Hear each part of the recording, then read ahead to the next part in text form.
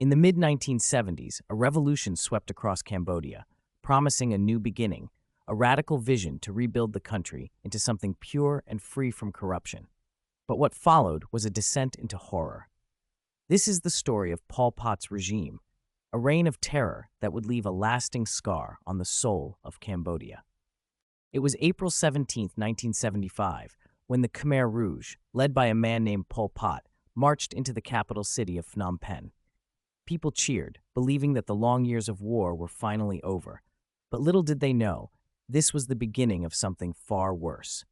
Within hours, the entire population of Phnom Penh, millions of men, women, and children, was forced to leave their homes.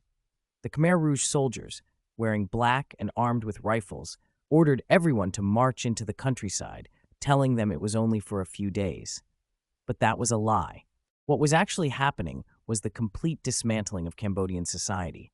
The Khmer Rouge wanted to turn back the clock, back to year zero. Pol Pot believed that cities were corrupt and that true revolutionaries were only the rural peasants. His vision was to transform Cambodia into a pure agrarian society, one where there was no money, no markets, no schools, and no religion. Only work. Endless work. Families were torn apart, and everyone was forced into communal labor camps. There, they were made to farm the land from dawn till dusk. But this was no peaceful, idyllic life. The food grown was barely enough to survive, and the work was grueling. Slowly, hunger took over, and starvation became rampant. Yet, even as the people wasted away, the regime pushed them harder and harder. For Pol Pot, anyone who opposed this vision, even in thought, was an enemy. Intellectuals, teachers, doctors, anyone who wore glasses or knew a foreign language were marked for death. Paranoia spread like wildfire through the regime, and thousands were arrested, tortured, and executed. The infamous Tuol Sleng prison, known as S-21, became a place of unimaginable horror. Here, prisoners were subjected to brutal torture before being sent to the killing fields, where they were executed and buried in mass graves.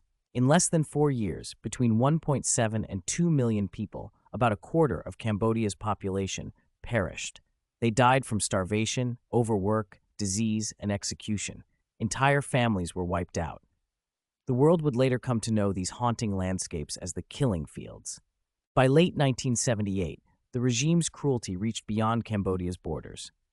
Pol Pot's forces attacked neighboring Vietnam, provoking a retaliation that would end his rule. In January 1979, Vietnamese troops entered Phnom Penh and overthrew the Khmer Rouge.